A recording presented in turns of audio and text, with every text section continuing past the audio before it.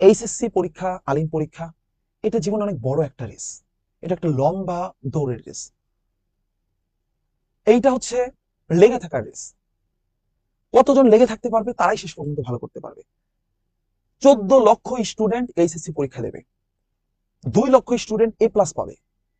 কিন্তু Dhaka university, medical, BUET, প্রথম শ্রেণীর ভার্সিটিগুলোতে চান্স পাবে সর্বোচ্চ তোমার কত পার্সেন্ট? খুবই অল্প সংখ্যক। 14 লক্ষ স্টুডেন্ট থেকে সর্বোচ্চ 15-20 হাজার স্টুডেন্ট যারা তাদের ফার্স্ট চয়েসের ইনস্টিটিউশনে ভর্তি হতে পারবে। অর্থাৎ ঝরে পড়ার হারটা অনেক বড়, টিকে থাকার হারটা অনেক ছোট। 100% স্টুডেন্টের ভিতরে মাত্র 2 থেকে 3% স্টুডেন্ট, 2 থেকে 3% এইচএসসির স্টুডেন্ট তারা তাদের লক্ষ্যে পৌঁছতে পারবে। অতএব তুমি যদি কখনো দেখো যে একটা গ্রুপে হাজার হাজার স্টুডেন্ট আছে, লাইভ ক্লাস করতেছে কয়েকজন, তুমি সেই কয়েকজনের অন্তর্ভুক্ত, নিজেকে ছোট ভাববা না, নিজেকে বড় ভাববা। মনে রাখবা তুমি খুব ভালো জায়গায় আছো, ভালো পজিশনে আছো।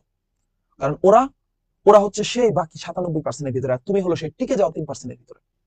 অতএব নিজের প্রতি আত্মবিশ্বাস রাখো, চেষ্টা করো। চেষ্টা করে গেলে এই পৃথিবীতে সবই সম্ভব।